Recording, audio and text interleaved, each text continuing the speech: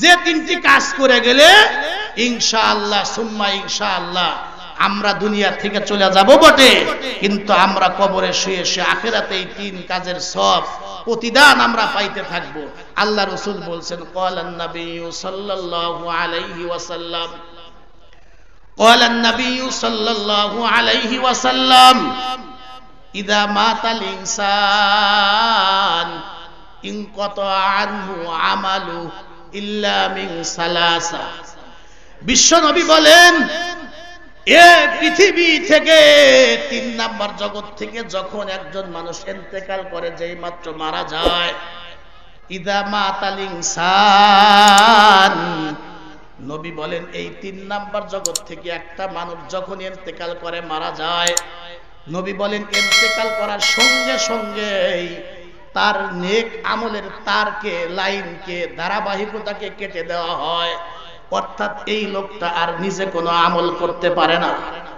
এদের বাসার থেকে আমরা বের হয়েছি, মাহফিলে এসেছি, প্রত্যেকটা কদমে কদমে রব্বুল আলামিন নেকি দিয়েছেন, আর একটি করে গুনাহ আল্লাহ মাফ করেছেন।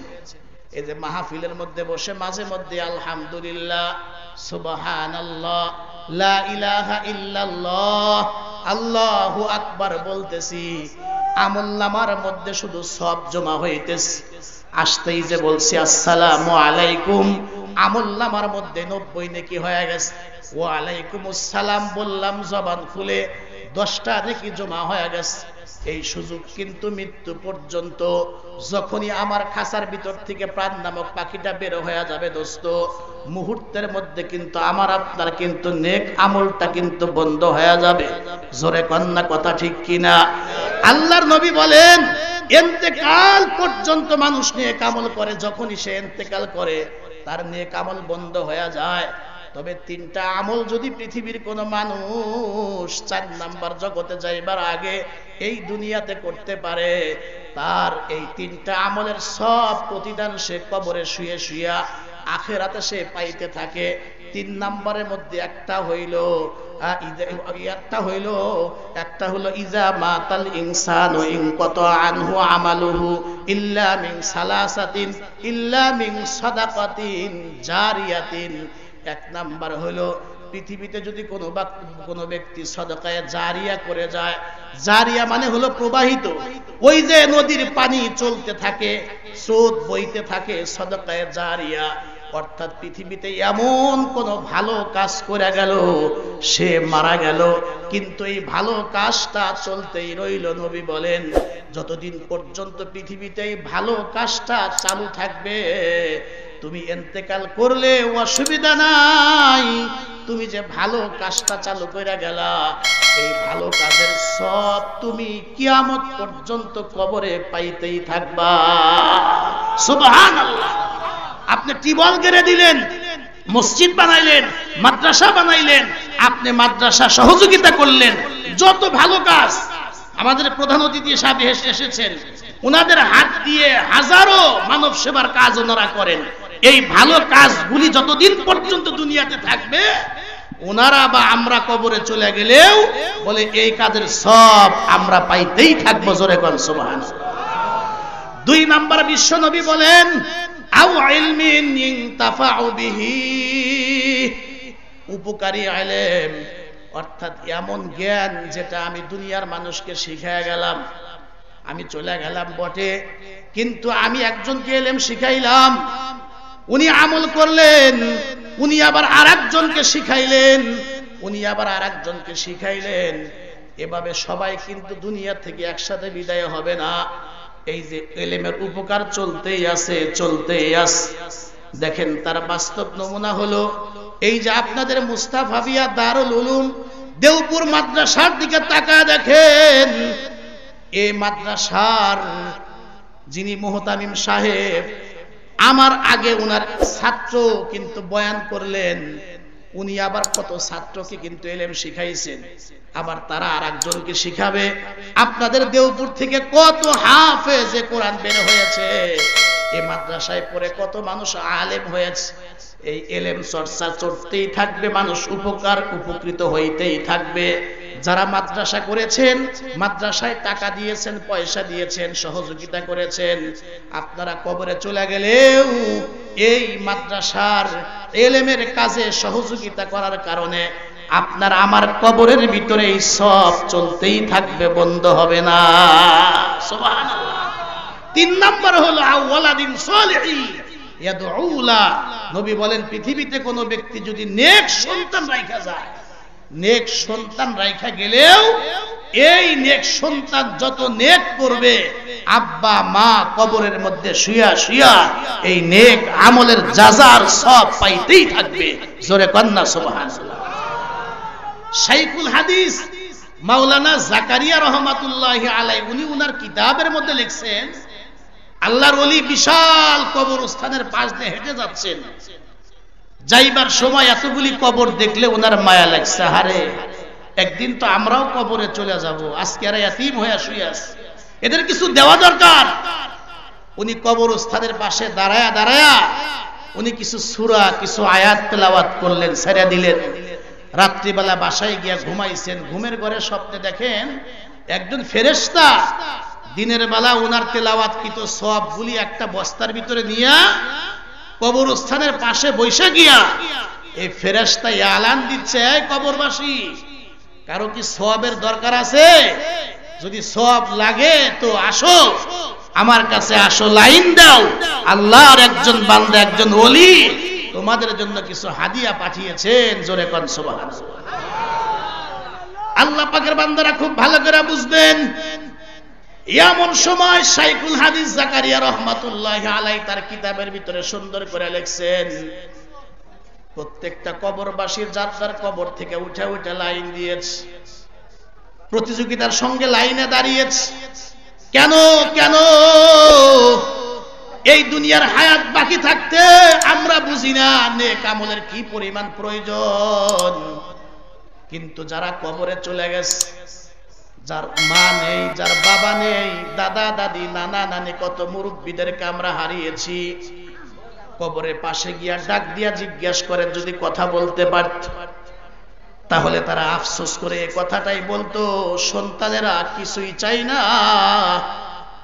আমাদের জমি দিয়া তোমরা জমিওয়ালা হইলা, আমাদের বাড়ি দিয়া বাড়িওয়ালা হইলা, আমাদের গাড়ি দিয়া গাড়িওয়ালা হইলা, সবকিছু রাইখা সাদা 3 টুকরা 5 টুকরা কাফন নিয়া কবরে ঘুমায় গেছে। সন্তানেরা রে, কবরের আযাব সহ্য করতে পারি না, তোদের সময় সুযোগ আছে, তোরা আমাদের জন্য কিছু পাঠা, কিন্তু আমরা শুনতে পাই না। খুব ভালো করে বুঝবেন, সব কবরবাসী যখন লাইনে দাঁড়িয়েছেন, আল্লাহর ওলি তাকায় দেখেন বাম দিকে একটা পুরাতন কবর, এই কবরের মধ্যে আল্লাহর একজন বান্দি, একজন মহিলা কবরের মধ্যে সে হাসি মুখে সে বসা, চেহারার মধ্যে কোনো পেরেশানির ছাপ নেই, চেহারার মধ্যে হাসি, মহিলা কবর ছাড়ে নাই। আল্লাহর ওলি জিজ্ঞেস করলেন, মাগো, যেখানে সবাই সব নেওয়ার জন্য কারাকারি করে লাইনে দাঁড়িয়েছে, মাগো দেখলাম তুমি তো কবর থেকে বের হইলা না, আবার তোমার চেহারার মধ্যে হাসি, মাগো তুমি কি সব নিবে না? মুহূর্তের মধ্যে মহিলা ডেকে ডেকে বলে, ওগো আল্লাহর ওলি, আসলে আমি যখন দুনিয়া থেকে বিদায় হয়েছিলাম, দুনিয়া থেকে বিদায় হওয়ার আগে আগে আমার একটা সন্তানকে আমি নেক সন্তান বানায়া দুনিয়াতে রাইখা তারপরে আমি কবরে আসছি। দিলটা নরম করে দিবেন, ধরেন কথার কথা, আমার সন্তানটা দেওপুর মুস্তাফা বিয়া দারুল উলুম মাদ্রাসায় লেখাপড়া করায়, তারে কোরআন শিখাইছি, এলেম শিখাইছি, আলেম বানাইছি, তার সিনার ভিতরে কোরআন। আমার সন্তান আমারে কবরে রাইখা কিন্তু ভুলে যায় না। আল্লাহ যে কোরআনের মধ্যে বলছেন যে কাযা রাব্বুকা আল্লা তা'বুদু ইল্লা ইয়াহু ওয়া বিল ওয়ালিদাইনি ইহসানা, এটাই তোমার প্রভুর পক্ষ থেকে চূড়ান্ত সিদ্ধান্ত, তোমরা আল্লাহ ছাড়া আর কারো গোলামি করবা না, ইবাদত করবা একমাত্র। আওয়াজ দিয়ে বলেন কার? আওয়াজ দিয়ে বলেন কার? এরপরে আল্লাহ বলেন যে ওয়াবিল ওয়ালিদাইনি ইহসানা, তোমরা তোমাদের আব্বা মার সঙ্গে সৎ ব্যবহার করবা। এই যে একই লাইনে আব্বা মার কথা আবার আল্লাহর ইবাদতের কথা বলে পাশাপাশি উল্লেখ কেন করেছেন? অনেকগুলি তাফসীর আছে, তার ভিতরে একটা তাফসীর হলো এই, পৃথিবীর বান্দা বান্দিরা তোমরা যেভাবে আল্লাহকে তোমার জীবনের শেষ নিঃশ্বাস বন্ধ হওয়ার আগ পর্যন্ত তুমি তোমার রবকে ভুলতে পারো না, ঠিক একইভাবে ও পৃথিবীর সন্তানেরা তোমরা তোমাদের জীবনের শেষ নিঃশ্বাস বন্ধ হওয়ার আগ পর্যন্ত তোমরা তোমাদের আব্বা মাকেও কিন্তু ভুলতে পারবা না। সুবহানাল্লাহ। আমাদের অনেকের ধারণা হইল আব্বা মা কবরে চলে গেছে, যেদিন থেকে বিসমিল্লাহি ওয়া আলা মিল্লাতি রাসূলিল্লাহ বলা আব্বা মাকে কবরে রাখলাম, ওই দিন থেকে বোধহয় আমাদের দায়িত্ব শেষ। আসলে কি তাই? না, নবী বলছেন বেঁচে থাকা অবস্থায় তোমার আব্বা মার প্রতি 7টা হক, যেদিন থেকে তোমার আব্বা মা কবরে চলে গেল ওই দিন থেকে নতুন করে 7টা হক শুরু হয়ে গেল। জোরে বলেন না সুবহানাল্লাহ। তার মধ্যে নারায়ে তাকবীর, নারায়ে তাকবীর, প্রধান বক্তার আগমন, প্রধান বক্তার আগমন কালিহাতীবাসীর পক্ষ থেকে,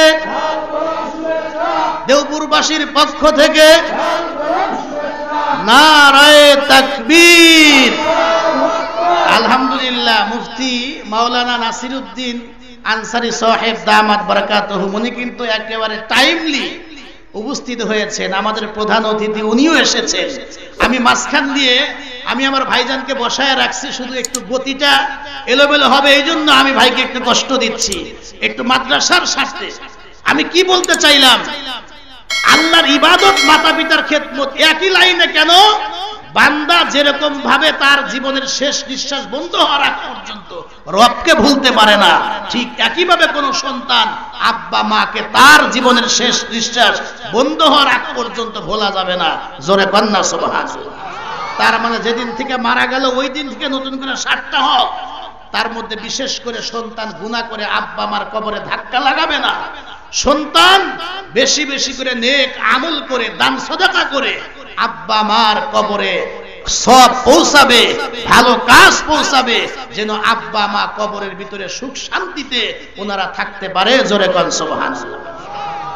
খুব ভালো করে বুঝবেন, যেই মাত্র আল্লাহর ওলি জিজ্ঞেস করছে মাগো তোমার কি সওয়াবের দরকার নাই, মহিলা তখন ডাক দিয়া বলতেছে ওগো আল্লাহর ওলি, ওই যে বললাম আমার একটা সন্তানকে আমি মাদ্রাসায় লেখাপড়া করিয়েছি, কোরআনে কারীম আমি শিখিয়েছি, নামাজ শিখিয়েছি, আমি আমার সন্তানটাকে দিনদার নেককার বানায়া তারপরে কবরে আসছি। আমার সন্তানটা এমন নেককার, মাকে কবরে রাখবার পরে আমার সন্তান আমাকে ভুলে যায় নাই, মাকে কবরে রাখা আমার সন্তানটা ভুলে যায় নাই। আমার সন্তানটা প্রতিদিন তেলাওয়াতে কোরআন করে নেক আমল করে আমার জন্য যা পাঠায় তা আমার জন্য যথেষ্ট হয়ে যায়। এজন্য আমার অন্যের সওয়াবের দরকার নেই, এজন্য আমি কবর থেকে বের হই নাই। মাগো তোমার নাম কি, তোমার স্বামীর নাম কি, সন্তানটার পরিচয় দাও। কিতাবের মধ্যে লেখা আছে একটা বাজারের নাম বলে দিল, এই বাজারে আমার সন্তান ব্যবসা বাণিজ্য করে, দোকানদারি করে, আমার স্বামীর নাম এই, আমার এলাকার নাম এই। ঘুম থেকে জাগ্রত হইবার পরে ফজরের নামাজ আদায় করলেন, হাঁটি হাঁটি পা পা করে বাজার পর্যন্ত গেলেন, গিয়া দেখেন নেক সন্তানটা দোকানদারি করে আর হাতের মধ্যে তসবিহ, পাশেই দোকানে কোরআন রাখা, কাস্টমার আসলে কোরআন শরীফের পৃষ্ঠার মধ্যে চিহ্ন দিয়া বন্ধ করে কাস্টমার রে মাল দেয়। কাস্টমার চলে গেলে বাজে কোনো কথা না বলে বসে বসে আল্লাহর কোরআন পড়ে, ঠোঁট দুটা রাত দিন 24 ঘন্টা সারাদিন দোকানদারি ফাঁকে ফাঁকে লড়তে থাকে। শাইখুল হাদিস জাকারিয়া রহমাতুল্লাহি আলাইহি কিতাবের মধ্যে লিখছেন, আল্লাহর ওলি জিজ্ঞাসা করলেন বাবা তোমার নাম এই, বলে হ্যাঁ। তোমার মা কি অমুক কবরস্থানে ঘুমায় আছে? বলে হ্যাঁ।